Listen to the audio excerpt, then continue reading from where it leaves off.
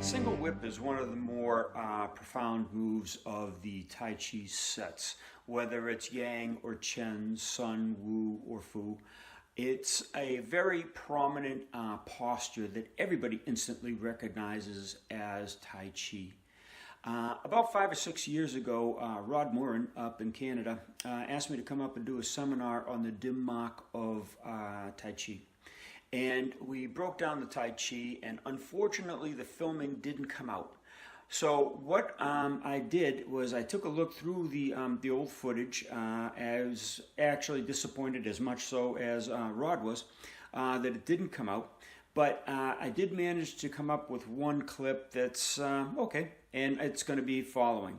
But it shows you what single whip can do in a dim mak aspect.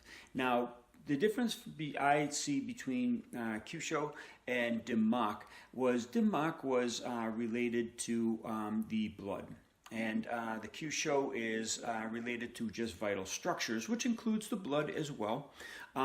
But there's a lot of neurological attacks in there. Now, I went right for the blood with this one move, and it's going to be a move that you might not have expected. There's two moves. I showed two moves that are probably widely practiced and expected, and then I'm showing you another move for in-close fighting with the Tai Chi that translates into a dim mak. So please watch the rest of the film and come up with your own conclusions. Okay. Did everybody experience, how many people experienced the difference in those two? Okay. Quite a few of you. You have to really go in deep. Now there's a couple of people that felt a little nauseous, a couple of people felt a little faint.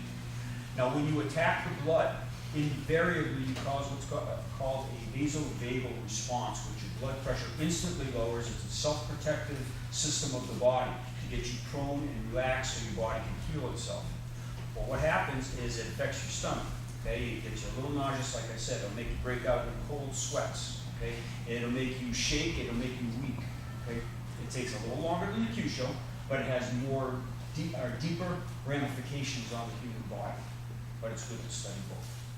Now, since we have this target, we're going to go into a little bit of the stylistic differences.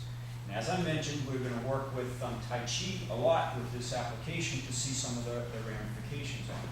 Okay? Because of Mr. Morin's willingness to bring this seminar together. But I'd like to have some Wing Chun ideas come up. I already gave you one for this one as well. Some Goju ideas, Jiu-Jitsu, whatever style you're doing. Let's bring it out and let's investigate, because that's how we all learn. Okay? All right, Tai Chi. Okay, can I have a long tip?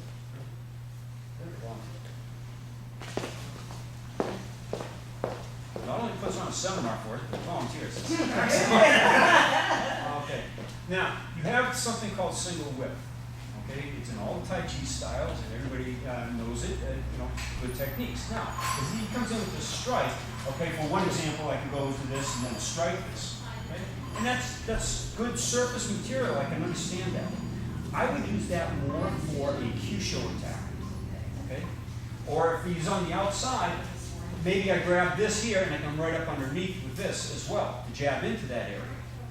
But I want to show you also that there's deeper meanings to this. Say I'm grappling, I'll work with this side. I'm right in here. Well, what happens if I pull him this way? That's this hand coming back, sorry. Yes. Okay, and I bring this other hand up. I'm into that vascular tissue. I come right in like I'm going to do that movement. You look at every nuance that you're doing. That little nuance, what I did was I put my fingers right into the arteries, and then I started twisting the arteries so they're turning like this. And then I was going to push down just a little bit, but he was already tapping out. That would stretch the vascular tissue and allow me to rip that vascular tissue. And then he has a problem. Okay? And that's what that delayed death touch was all about. If I popped his artery in his neck and he had some internal bleeding, he's not going to die instantly. What's it going to take him? A few minutes maybe, because that's a major artery in the brain. Okay? I hit him in another artery somewhere in the body. It might take him a couple hours, a couple days for it to delayed gangrene and then kill the person. So that's where that delayed death touch came into effect. All right? I won't do it again. But I'm grabbing onto this guy. Maybe I push him to the side right here. Now I'm stepping back just like the form is moving me forward. My hands come up. I stretch that artery. And now I push in. And my body weight goes behind it because it's not going to all be just this one hand doing it. Okay? I'm going to push. And then as I push my body and pull at the same time, then he's going to have a problem. You volunteered, sir. All right, so I'd like you to do that nicely. Just grab into the shoulder, grab the head, pull him back, dig your fingers up, and then dig into that artery. And that'll be the mark aspect, and then we can maybe do a couple of Kyusho things with that idea too. Okay? Please.